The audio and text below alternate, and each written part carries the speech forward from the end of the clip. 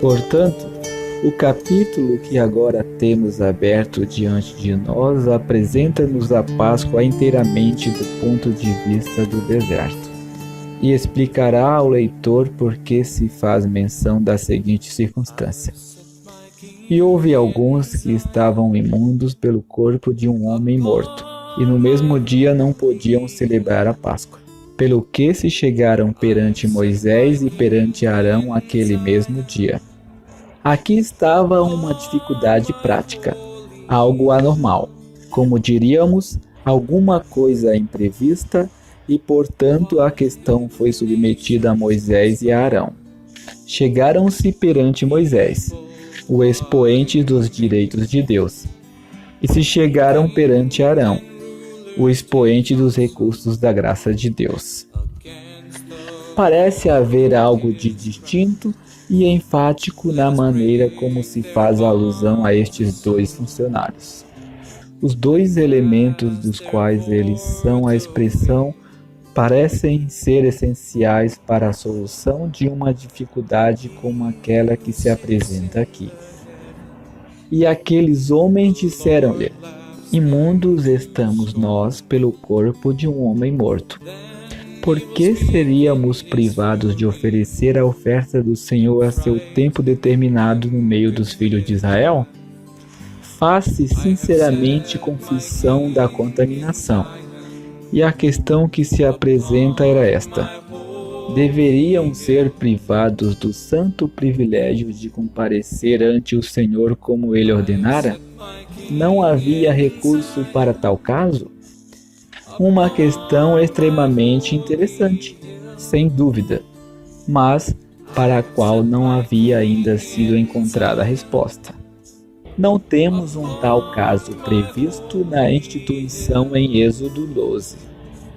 Apesar de encontrarmos nela uma exposição completa de todos os ritos e cerimônias da festa, estava reservado ao deserto desenvolver este novo ponto. Era da marcha atual do povo, nos pormenores verdadeiros na vida do deserto, que se apresentava a dificuldade para a qual tinha de se encontrar uma solução. Por isso, o relato de toda a questão é feito muito a propósito no livro de Números, o livro do deserto.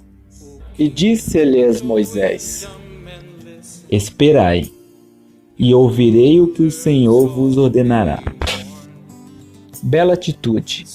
Moisés não tinha resposta para dar, mas sabia quem a tinha e dirigiu-se a ele.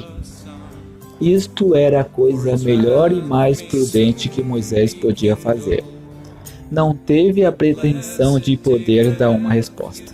Não se envergonhou de dizer: não sei.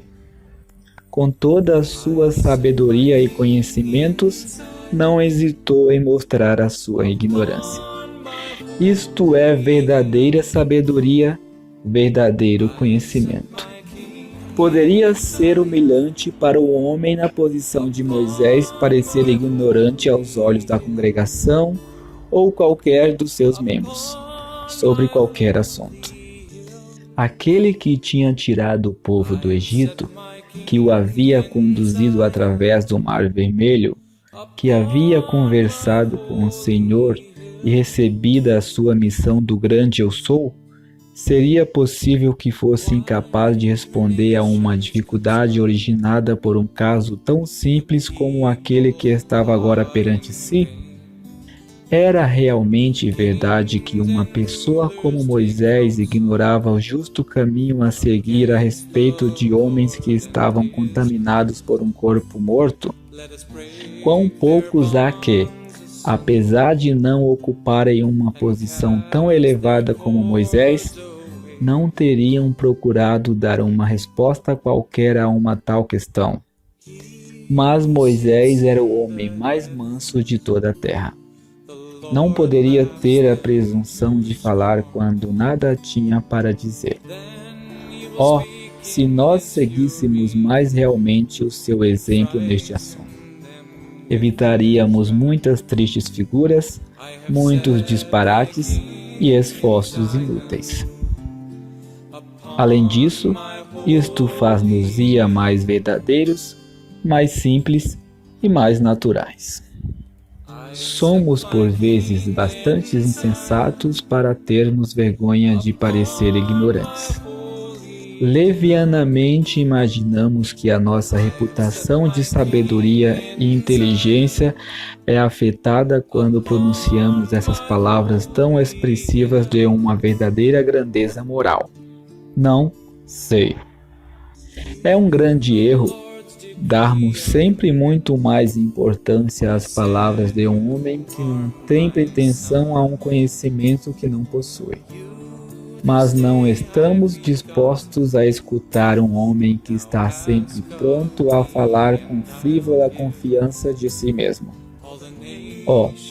Andemos sempre no espírito destas palavras agradáveis.